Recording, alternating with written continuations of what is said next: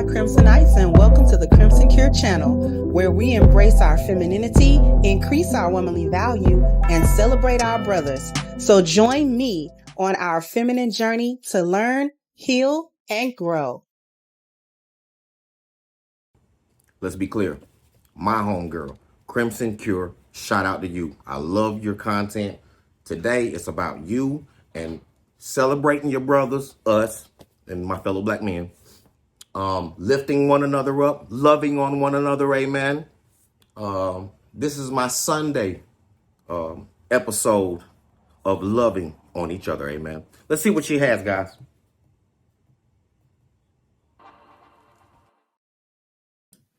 Hey there, my Crimsonites, and welcome to the Crimson Cure channel. I'm your hostess, femininity coach, and author of The Crimson Cure. And this is my perspective. So the post that you're seeing there is no video today, but the post that you're seeing is basically encapsulates what we've been talking about this week. The purpose of Black men in the eyes of hyenas, basically in the eyes of modern women. And it's actually been this way for quite some time. If you can read it, it says, I want to marry a man that loves to cater to me. Like his sole purpose in life is to make my life easier. That's what I deserve. And then somebody said, what about him? And then it was like questions. So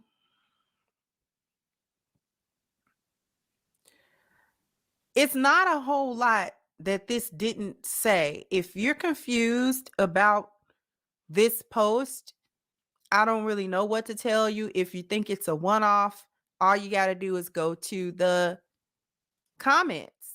Why can't she voice what she wants without it being what about him? She never says she doesn't reciprocate. She just stated what she wants. This wasn't about him. Maybe she'll talk about what she's going to do for him tomorrow or another day. Y'all kill me. You know, this is not the truth, but they'll get on here and gaslight everybody that this type of woman would ever think about reciprocation.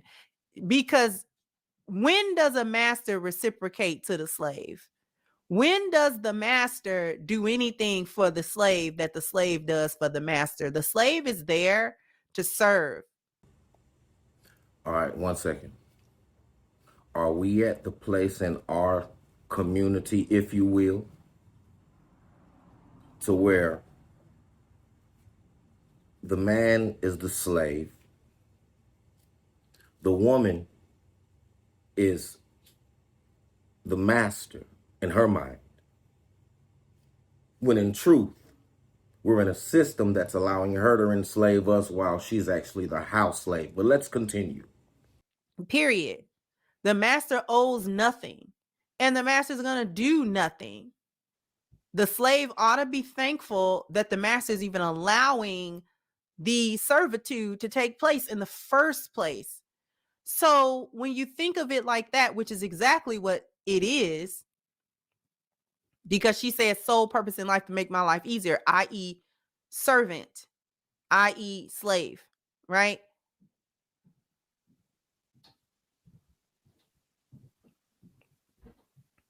And then if he wants some type of reciprocity, Black men these days want to be courted and chased like princesses. See what I'm saying? Why do comments like these bother people so much? It's what she wants, her desire, not yours. If it's not yours, why does it trigger you to anger or defensiveness? Don't like it, move on. So she wants him to work at his job and work at home 24/7, huh? When can he get rest or get peace? Right? So we can see, and I was just scrolling through the comments just so you can understand that this is not a one-off. This is the mindset that these women are dealing with. This is what is being worked with. And then we want to talk about, why don't the men want to get married? Married to what? This isn't a one-off. Comment sections on everyone's page is a depiction of what a society thinks as a whole. Ain't nobody putting no gun to nobody's head making them make these comments. So now we're getting honest feedback, which is correlatable to data collection. Why? Why get into a position where you're going to be seen as a servant and nothing more? Where you're going to be seen as the slave and nothing more? Where you're going to be seen as the beast of burden and nothing more? Because catering to her, let's think about what that means. That doesn't just mean physical things. That doesn't even just mean financial things. That means do all of the physical work in the relationship, do all of the providing, do all of the problem solving, do all of everything that she asks, and then also take on all of the emotional load of the relationship. She does not want to take any part of the relationship. She does not want to be responsible for any portion of the relationship at all. They do this, and let me tell you something. They talk about things like this, and they put all the onus on the man to carry the relationship, and they hide it behind, well, he's supposed to be the leader. He's supposed to be leading the relationship. Anyways, what they're really trying to say is, I don't want to be responsible at all within the relationship. So if it fails, then you can't point at me because I wasn't doing anything. And if it succeeds, you got to point at me because I didn't do anything, right? I didn't do anything to stop it from succeeding, right? But you also didn't do anything to make sure that it succeeded.